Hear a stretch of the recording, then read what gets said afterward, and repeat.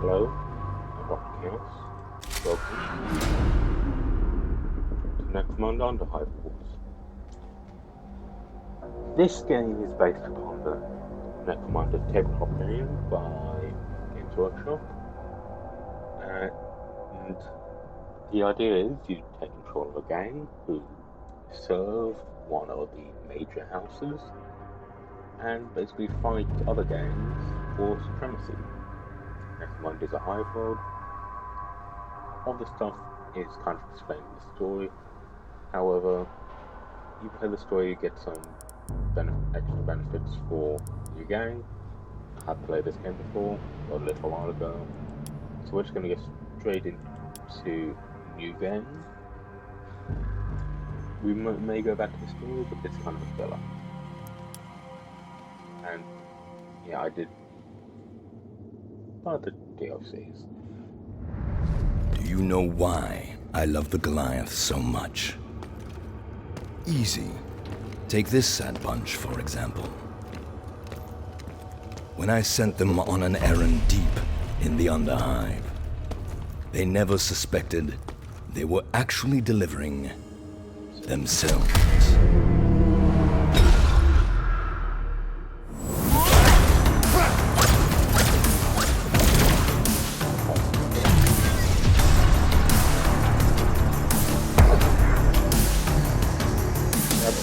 It's always profitable to make new friends.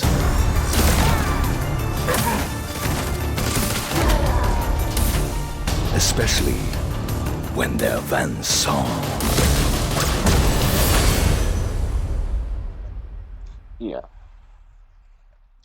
Now there isn't much difference between the various factions. You also have House Corridor, which are fanatics. Basically The Imperium of Man spreads over more than 1 million worlds. The burning light of its imperial cult reaching even the most remote places.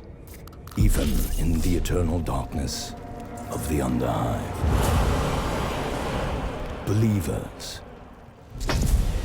Redemptionists. You play the fanatics for the God of War. Unwavering fanatics.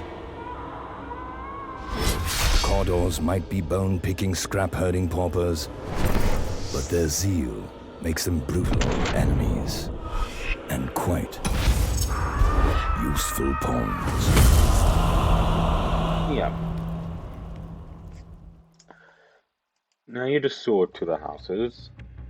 So that was Van Saw, which are more technologically advanced, which they each have a unique ability and minor stat boosts. Quarter, these are more melee focused. Insanely yeah. So Quarter, so House Escher, these are all females, more movement, avoiding stuff, and they are basically put drugs. They put drugs around the place. Goliaths are basically strong, tough melee fighters as well. These guys literally survive off of the steroids and stuff, generally made by House Escher. So yeah, and then there's House Orlok. These are more ranged, and I'm going to be going for them. So each have law. Orloks are expert miners who extract and refine the resources of Nature's past. They control the field and fiercely defend the vast transport networks between Necromunda's hive cities. Now the Houseboat is Outrider, basically minus cost of disengage, and anytime they shoot, they have less cost of Overwatch until the end of the turn. Bonus stats are 6 range amplitude and max range amplitude, which basically makes them better for shooting. Agility, which is to do with movement, and alertness. So we're going to go for a custom gang. So we don't get anything to start with. This would just give us a leader, 2 fighters, and basic equipment. this is a straight come from the bottom. This is allowed for more customization. House Orlok is known throughout the Necromunda as the House of Iron, an industrial superpower built by countless ore mines and stranglehold monopoly of the convoys, serving the ferrous slag heaps that lie out of barren and dangerous national wastes, which, by the way, is a new expansion to the tabletop. To the other houses, Orlok seems as unified as a clenched fist. Its members were organized, well-equipped, and utterly united in purpose. The men and women walking proud and tall through the smoke-clogged hallways of the House of Iron. Orlok gangers have risen above the brutal drudgery of serfdom, turned a life of violence to personal freedom in its stead. They rely on sturdy weapons and a strong fighting spirit, born from the house's us against them philosophy. Yeah. I'm thinking of getting into the tabletop Necromunda, but that will be a little bit more difficult. So, we get to name our gang.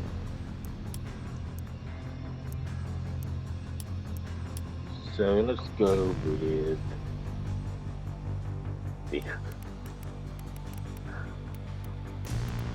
gonna go with the Iron Children.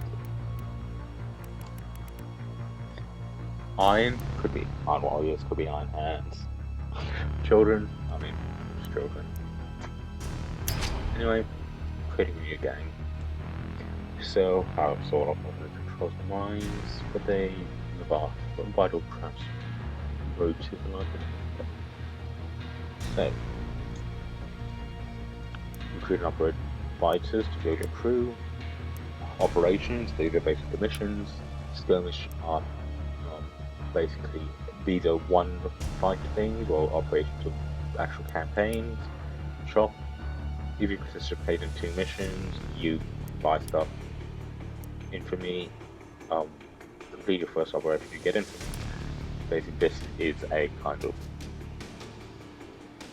perk system between things, and then gang stats, so progress on your gang.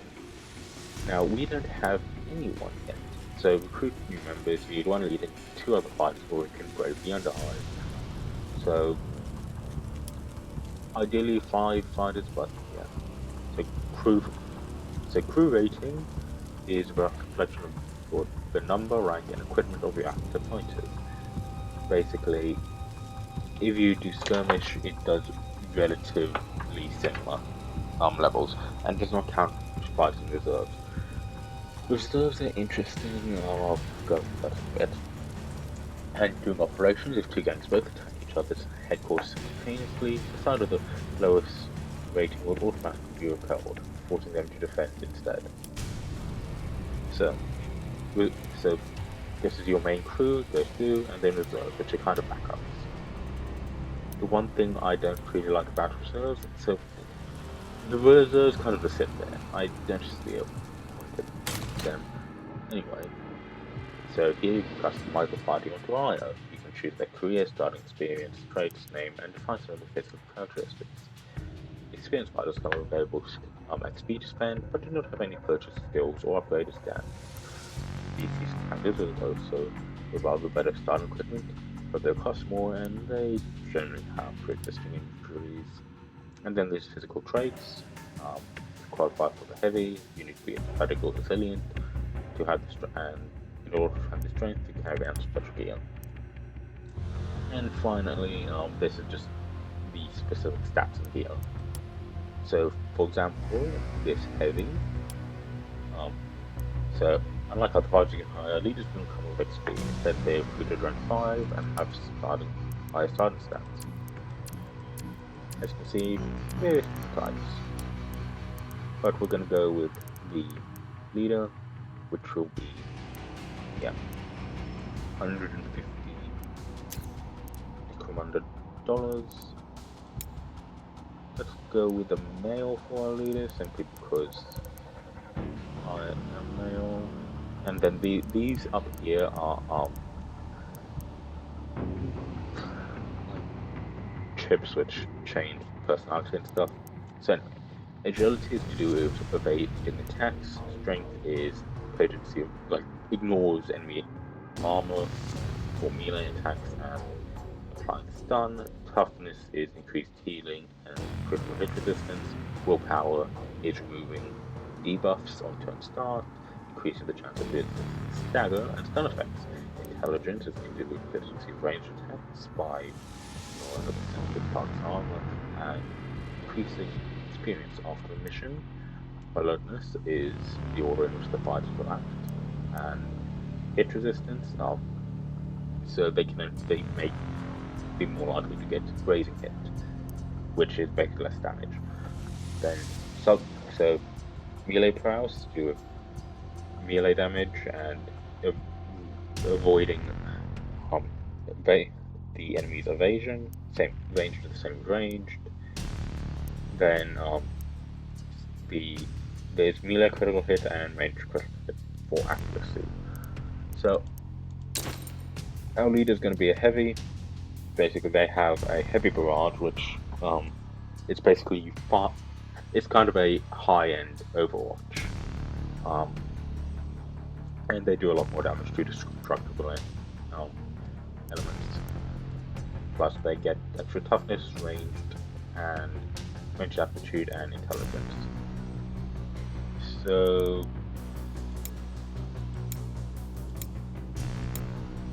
I could spend ages going through this.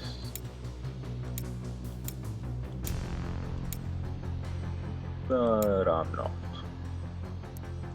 So we can also choose the trait, so either more strength or more toughness.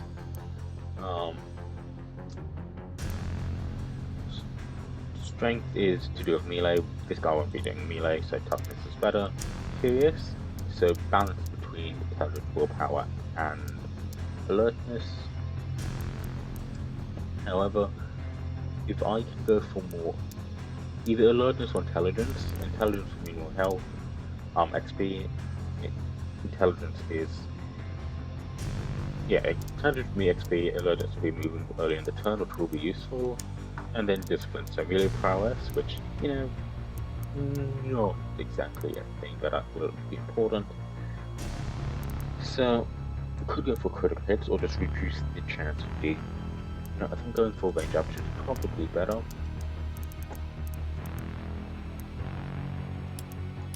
And then he will be C. Stands for chaos. Basically, he leads to crew. That's it.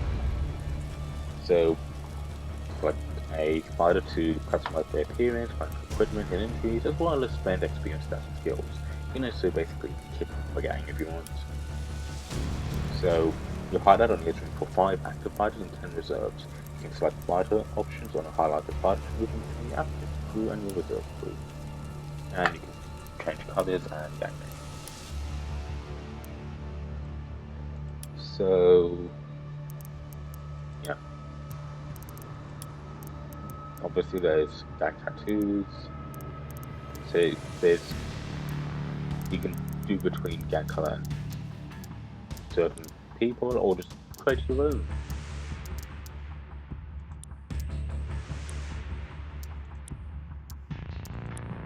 So I think I'm gonna go for more grays and reds, which I know is more all color theme, but actually we'll still do the blue for that, then grays and blues then.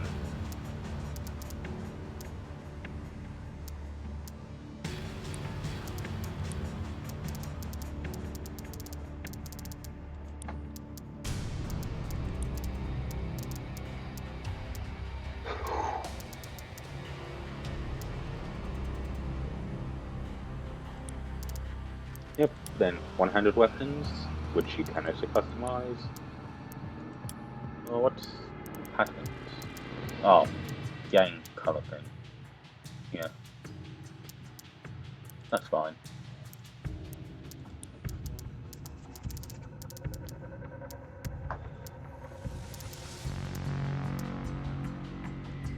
Then a lighter grey, darker blue,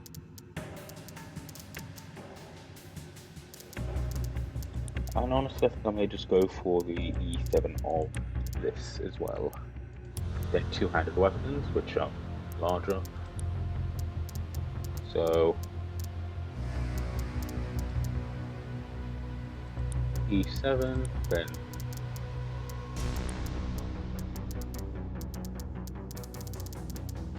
so honestly that's fine because that hardly changes anything, and then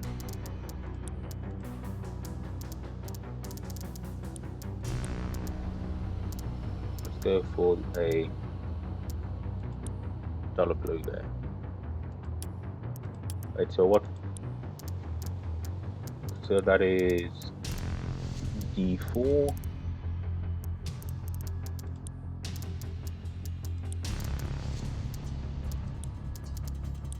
D4.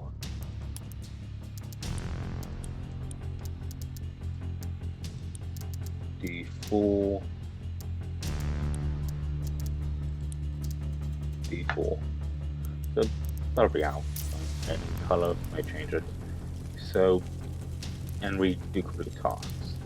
The reason I didn't go straight into missions is because VM story, but we do get more information from just completing the story. Now,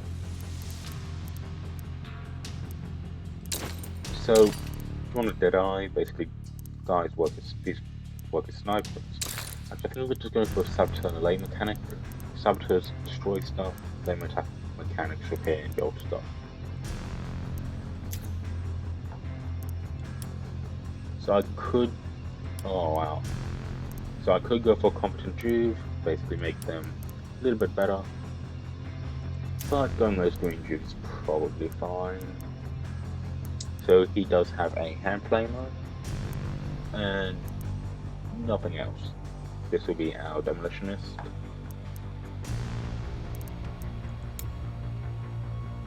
Could go for female, could go for male. Sure. If you can name fighters, rename fighters, then I guess put yourself in if you want to be named. So yeah.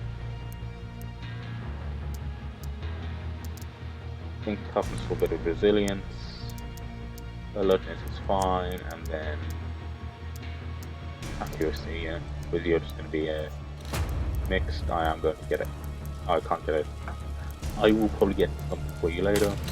And then for a lane mechanic, so these guys can repair stuff.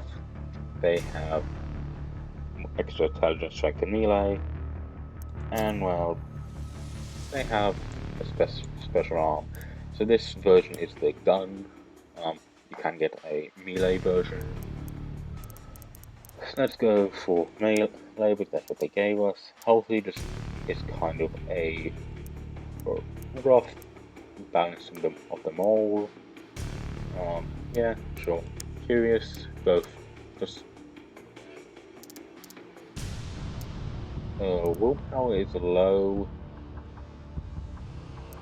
I think curious will be fine. And accuracy is going to be fun with you as well. So this will be our starting team. We have our heavy fighter, a lane mechanic for repairs, and a demolitionist. I suppose we could hire one more, but just going straight for better people is probably the better choice. Now, we can matters of rank part one above can move to a leader, which allow characters to learn more skills. They can be fired, and they can eventually they can get virtues, vices, and talents. Basically buffs and debuffs depending on what they get. That's completely random. So these are stats, you put XP and you can upgrade them. So their skills, active, passive, and just perks. So this is just what they get for being who they are. So heavy, heavy, and then part of the fact that they are House Orlok. Then there's active skills, which you can. So these you spend XP on. So depending on your level, and then your class, and leader gets extra stuff. So active is basically stuff you trigger. Passive is always active. Then equipment. So weapons, armor. Well, you do have a lot of armor. I mean, it's very basic armor, but still armor. And they can have 7 things in the backpack. Ooh, but I do have a lot of stuff, but oh yeah, okay. Then injuries, and you can change appearances. Anyway, so back to crew management. I'm going to want to give you so fists. No, go for double last. Well, we have a flamer. Flames can be good. Cleaver. Basically, so you have a melee weapon, and you also can go for a melee weapon, just in case you do get into melee combat. Of course, as these guys, I generally don't want them going in melee combat. Each has their own stats. So this attacks 1 time, this would attack 2. Then graze, normal and critical hit damage. Generally this does more, but it does also cost more to do and hold. So Spudjacker, I think I'm going to go for that for you. Could specifically go through, but I'm not going to. Now, next, the operations. So, every mission we take in operations. So, always seeking advantage of their rivals, the clan houses turn to the Underhive, where a multitude of salvageable resources can be gathered and reused.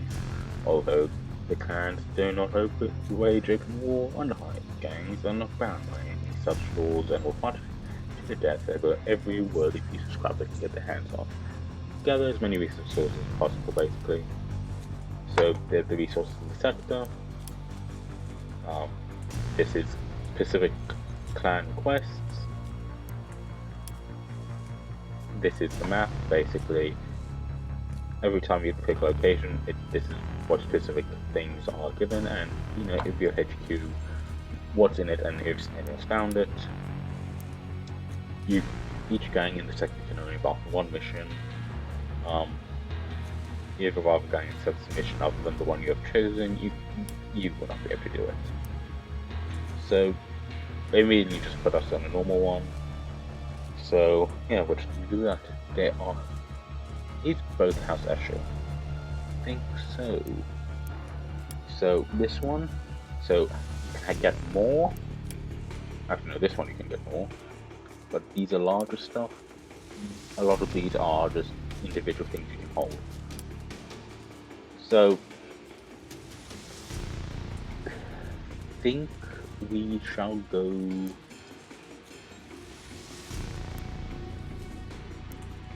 So this is just how we go in our inventory. As we don't have many people going for bigger stuff, it's probably not the best idea starting off. Oh yeah, and at the end, so depending on how much resources we have, we can get chests and income. I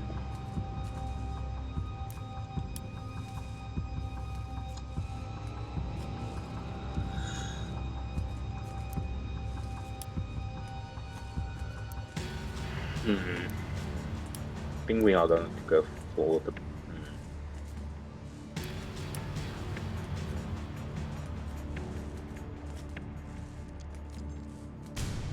Let's go for this. It's slightly less, but should be fine.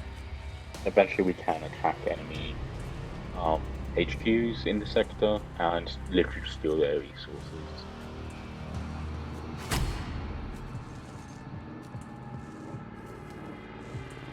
So when rather going for missions you are not taking part in, you will receive intel of what's going on. Basically, what they got and the mission.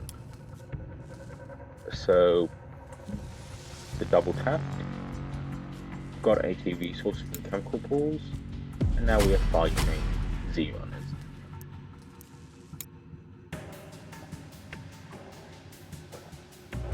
So the military tunnel that link the many halves of Necromunda.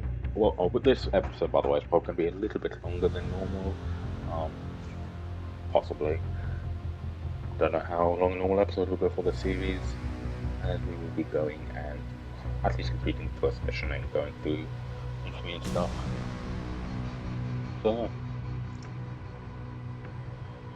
So military tunnels and the hive of Necromunda. If I'd made a computer, it wouldn't be this slow thing. So the stuff's there. This basically shows where everyone is going. Then loot caskets, which are basically extra items. The extraction zone, so how you leave, and where you can deploy from. So they have more initiative than me.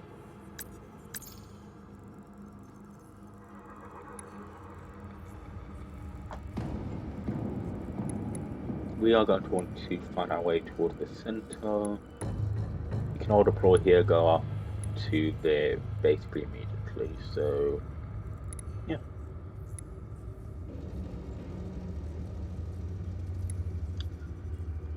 I am.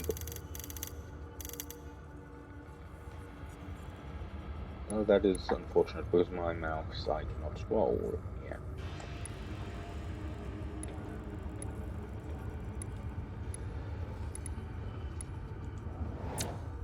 So we're going to place one there.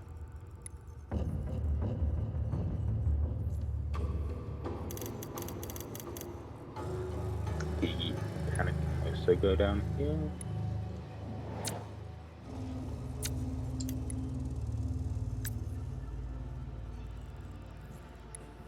And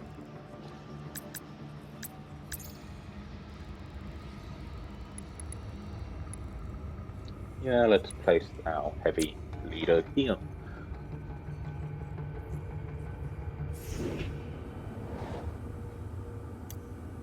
So we can pick who we want to go first with.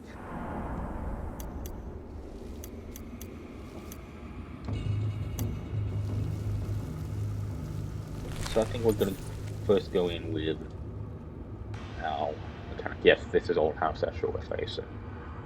So we can take out one of these we get introduced. Yeah.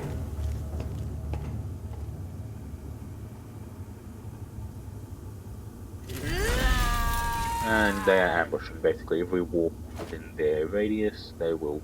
This is like Overwatch but for melee.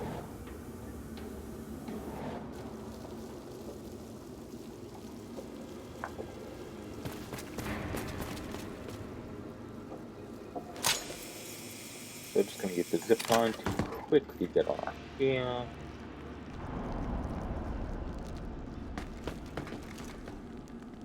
Now,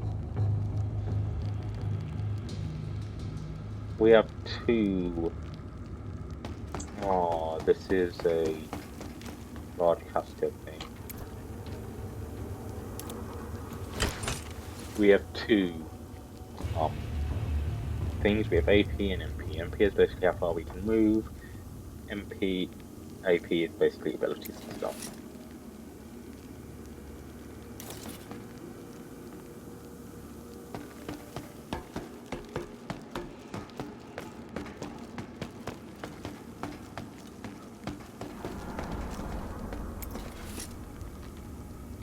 Oh, we can shoot someone.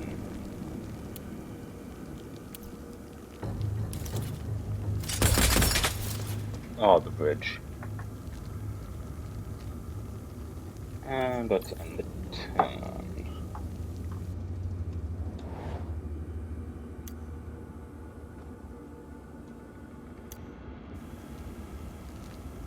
Let's have a quick look at the map. which you do by pressing M. So we have a Deadeye there, a Brawler, and their own mechanic.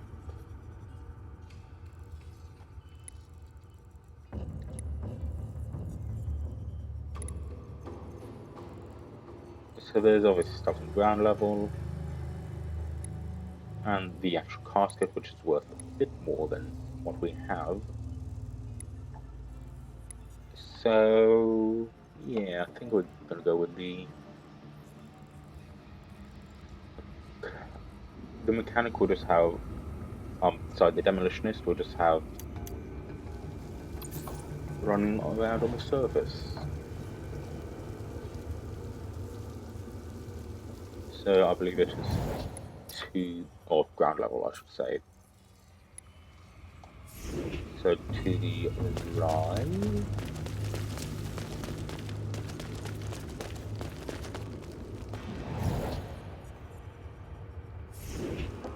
Yep, around this side.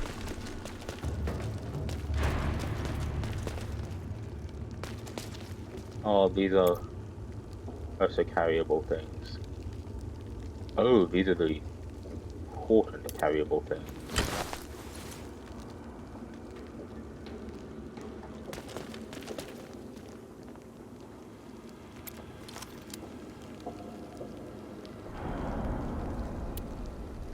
So let's Overwatch spread away.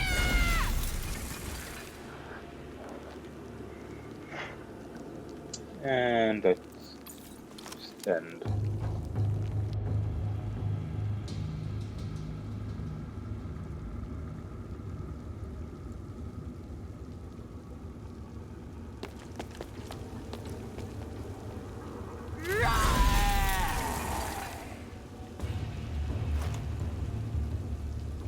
Yeah, you can see some problems with AI, like it basically just stood there and ambushed.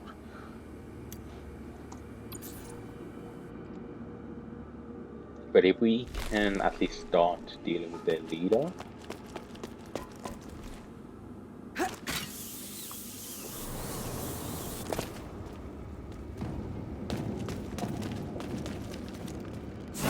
And now we've just slain them.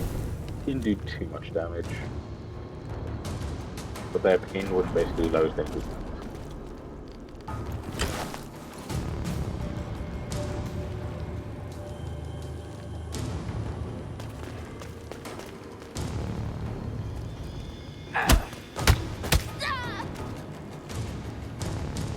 Deciding to punch me, huh?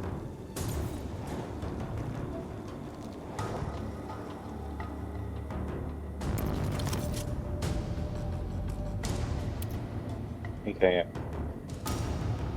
14 or...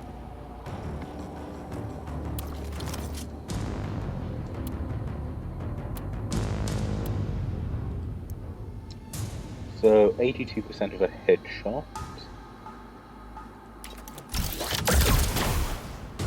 Which did hit.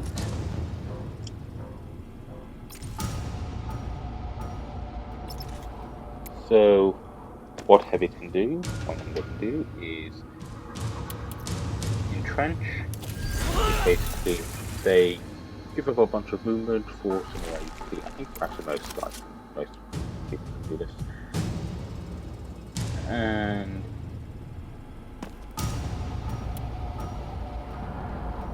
let's just Overwatch.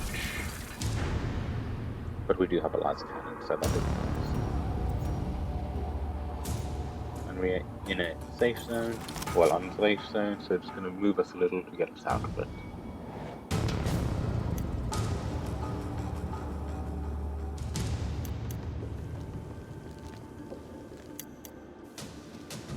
We are going to go with on shit. The enemy fighter is going first, which is unfortunate, but not the end of the world.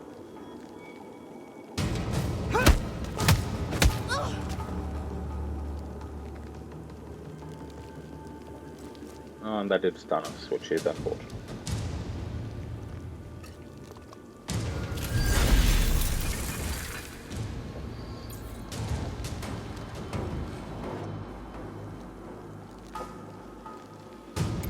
Scanning base just removes a bunch of our. Okay, so playing the girl in front of us twice.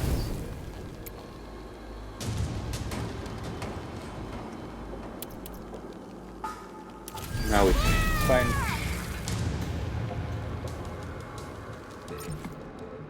Now, if I did want to equip this, yes, that'd be 5 AP, equipped in right hand.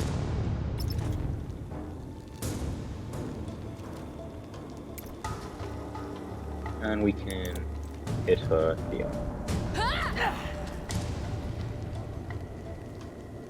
Now she is half dead at this point, so that's nice.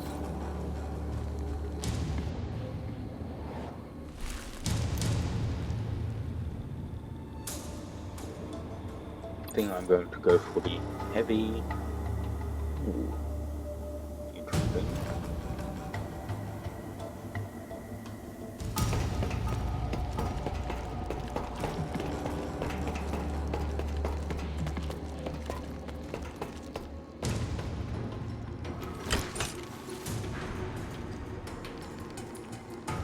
Oh, this is the server one. Isn't in the base game unless she's been added.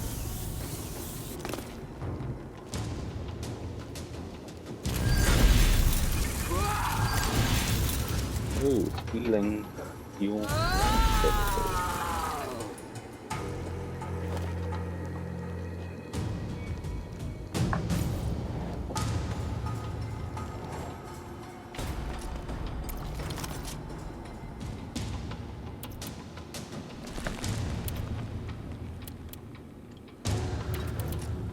So without having a proper well,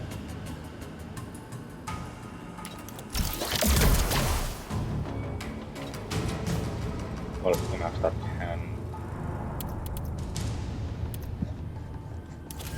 the whole have to do a keyboard, which is less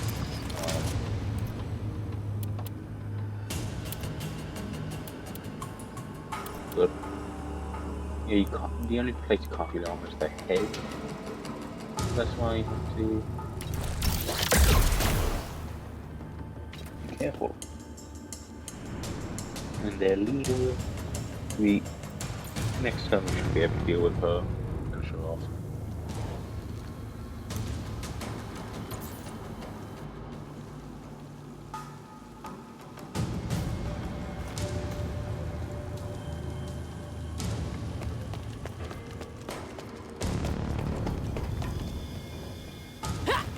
Okay, she's jumping downstairs.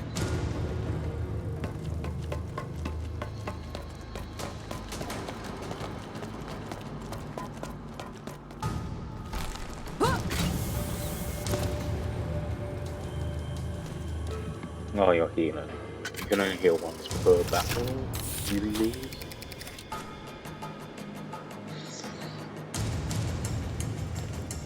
That is unfortunate.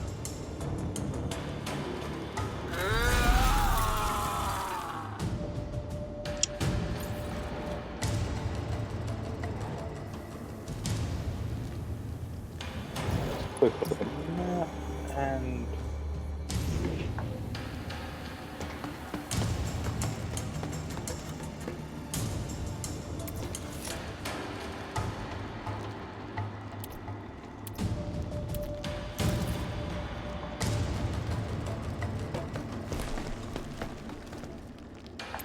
so let's jump down here. Only dead eyes first. Zoom up.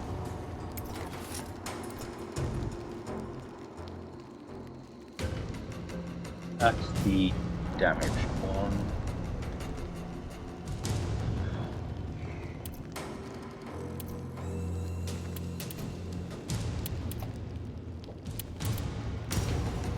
If I did want to aim shot, could do a 94% hit on the torso, or just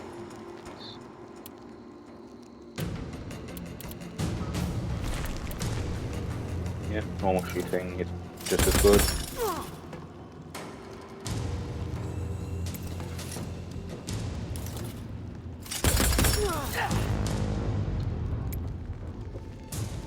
Now, reloading 5 AP, but you can reload it 10 times. Oh, she's neat. Okay, that's nice. While heavy weapons there, things have infinite ammo.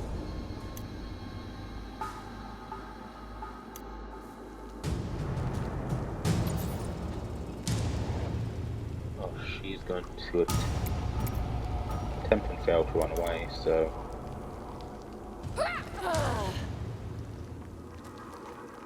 So you can search, some have cost for searching. Good idea to take everything you can, so it's not only sell it, but they will not have the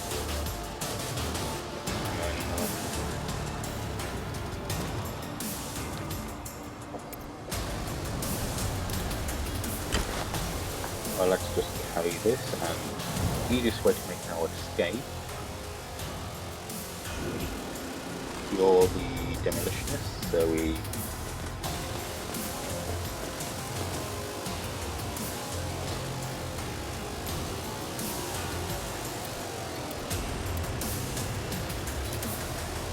let's go to the top floor. Let's just sabotage it so they won't be able to hopefully follow up easily. And now we just start making our way toward the exits. Yeah, you move in a circle from your location, so you can technically go infinite ways up if you want to staircase.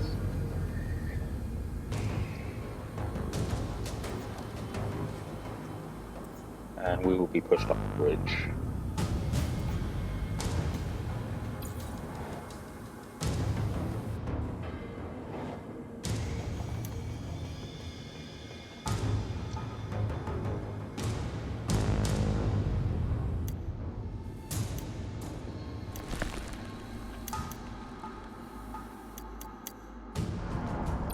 Okay, now.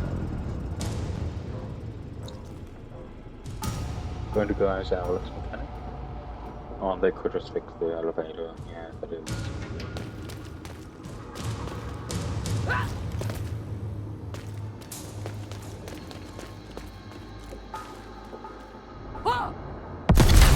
Melt. Why?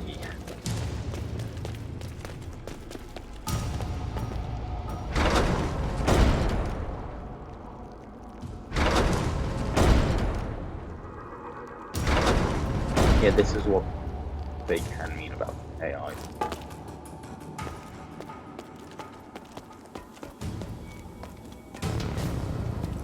It's not the end of the world.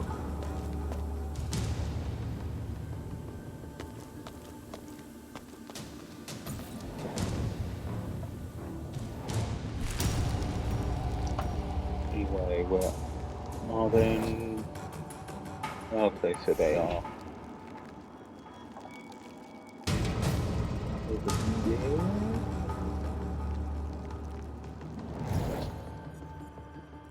So I'm facing. Look, they're not behind me that way. Yeah.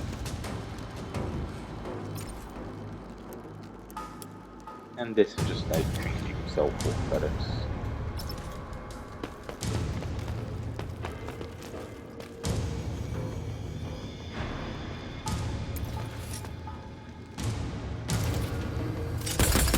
So let's fire at you. You have double PO on this, looks like.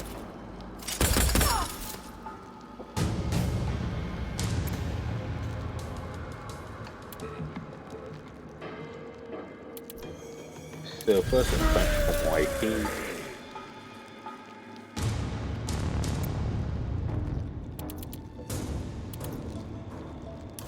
I can do a field repair for that.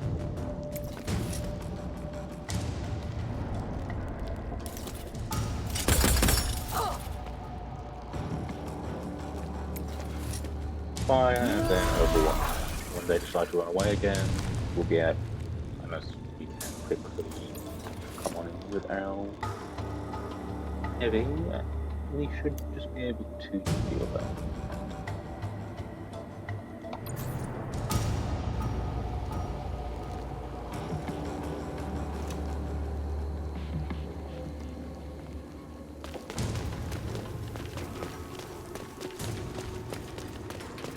So, where you going? I'm going to get the other one. Yep.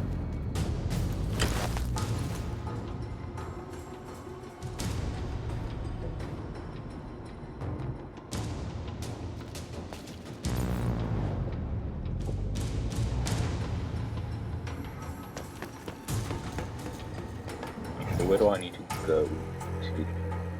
Okay.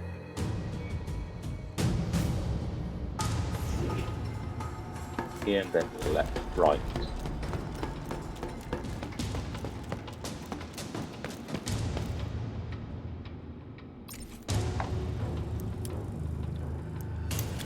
Defensive button and extra healing from that. I believe down there, yep.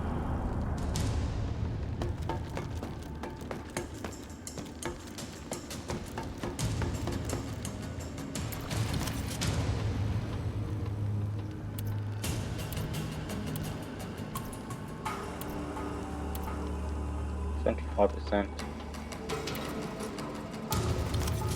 Oh, I could aim shot for 100% headshot. And now, if she tries to run, she shall get herself killed.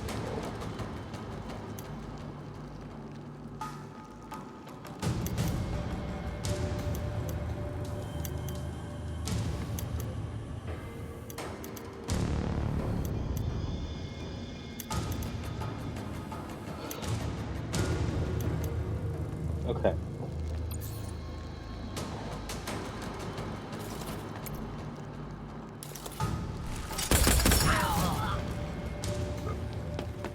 We'll finish off her.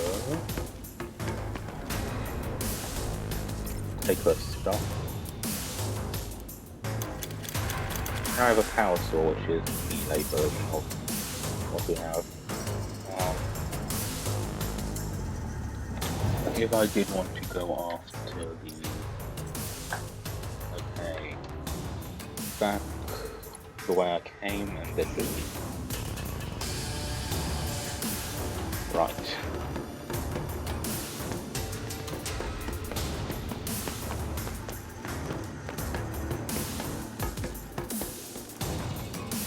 I mean, I am just gonna...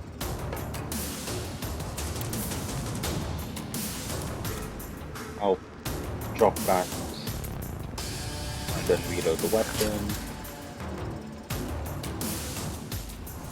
and then return. Now where are you going?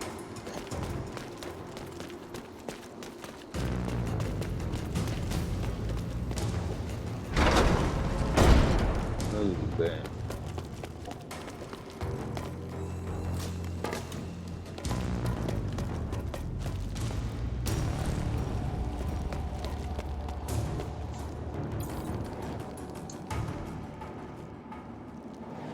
Well,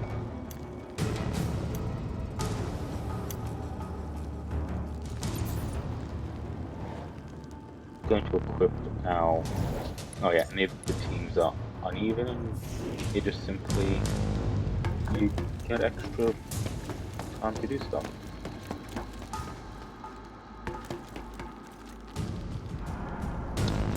So first off, need to build repair my gun so it doesn't overheat.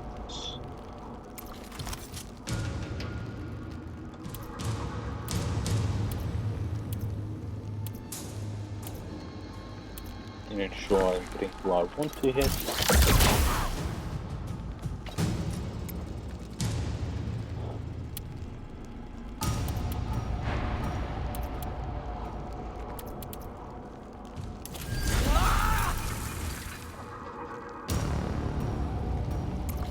then I can shoot her again. Ooh, critical hit. That is nice.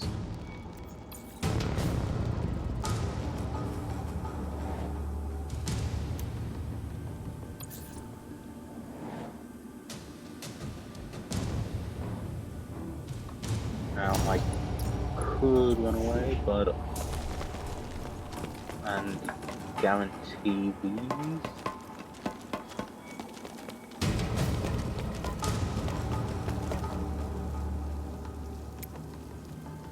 But honestly, if I can deal with her, the enemy, that will be useful.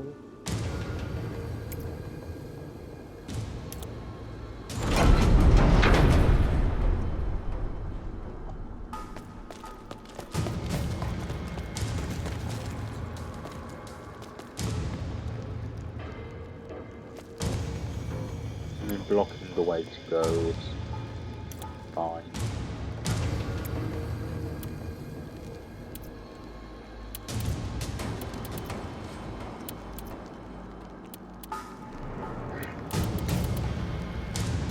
I can drop one of the night banes.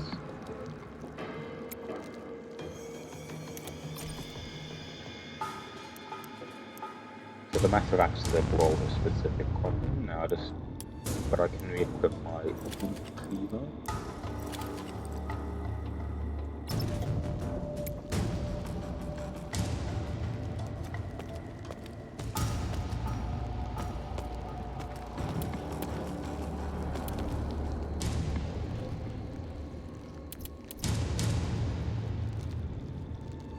So I strike.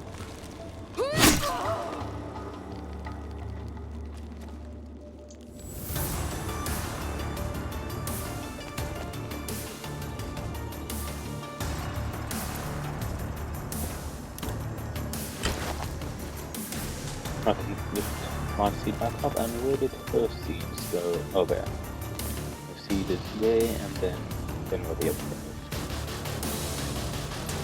is. If you take out all the opponents, you get a looting round.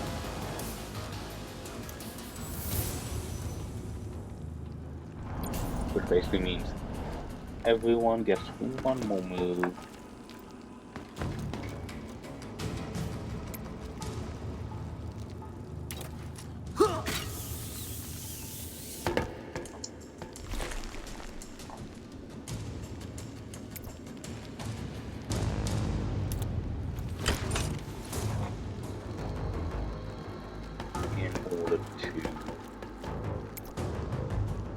Grab as much stuff as possible. And we can grab all your weapons. You can literally make it so they run around with the enemy teams run around with literally nothing if you are in the battle.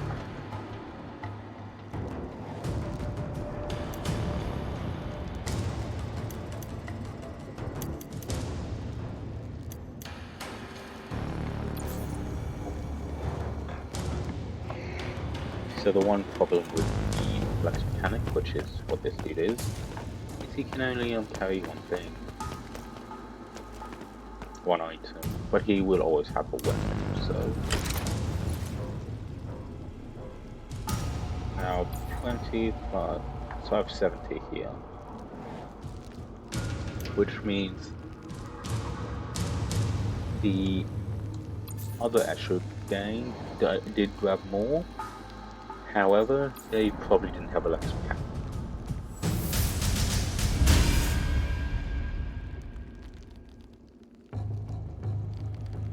So we took some damage, but we have literally taken out the entire enemy team. They're not dead, they may get wounded, but the important thing is we stole all the weapons. Or at least the beginning of all the weapons. Guild of the Economic Powerhouses that administrate the constant flow of bottle supplies in the hive. Many members of these guilds, often as guilders, make extensive use of hivers. So, upon return to the hideout, your crew deposits any new items they leave in the gang stash. They also rearrange equipment back to how it was at the beginning of the mission, provided the items were not stolen or consumed. Yeah. So we did get a bunch of stuff, a lot of stuff we can sell. So most valuable fighter. So each mission, one fighter will be crowned most valuable fighter and receive an extra 30 XP. It says 30 XP, but the most valuable fighter is 50 though. Whatever. Damaging any fight, enemy fighters, putting out of actions, and gathering loot caskets will all contribute to becoming the most valuable fighter. Fighters will gain more points for wounding tough enemies and lose points for damaging allies. Okay. So C got 86 experience, Word got 37, and Lurch JD got 42. Good job to the Underhive. Time is standard in shifts. Skirmish matches don't take shifts to complete, but operations do. As time moves forward, you receive credits from these facilities. And infantry skills, your scouting will discover new missions to undertake an enemy headquarters to aid any of your fighters recover from the injuries. Time to time, builders will also arrive with new items just to finish off.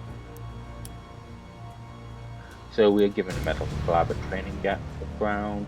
Training Ground is basically experience. Metal Collab we get items from. So we now have 2 new retrieve missions, and we also have located Double Tap's headquarters.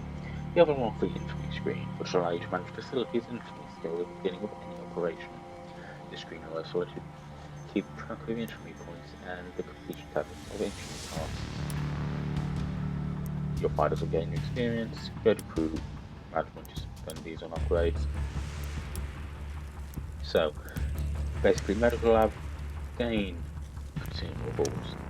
Training reduces skill points, reduces and reduce costs all around, and then infantry points which we can spend on upgrading stuff later. This is how we get it, infantry points.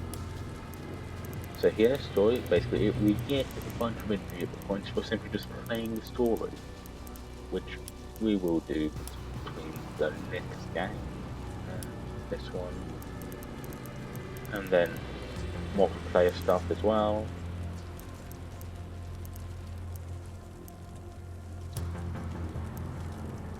And it's just various different things.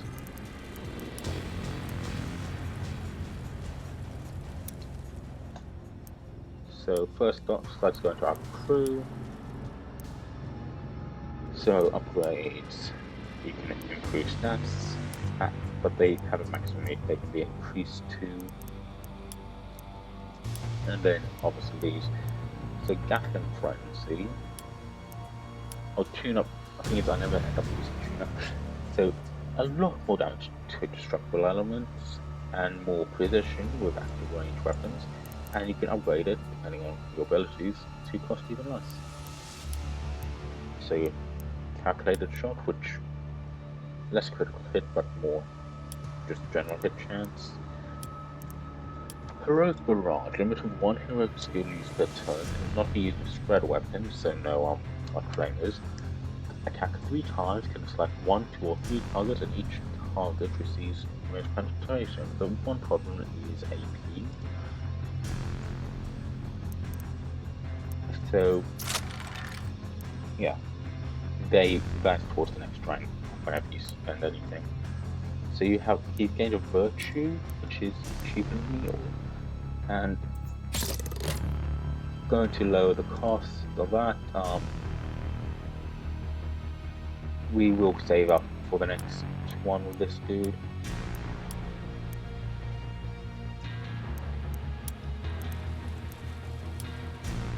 Now, this guy. So we need to upgrade his stuff first before we can access the skill abilities. So let's just alertness and intelligence. More speed, moves early in the turn, and ranks up, so cheaper jump, and some good skill slots. Finally, we have Lurch.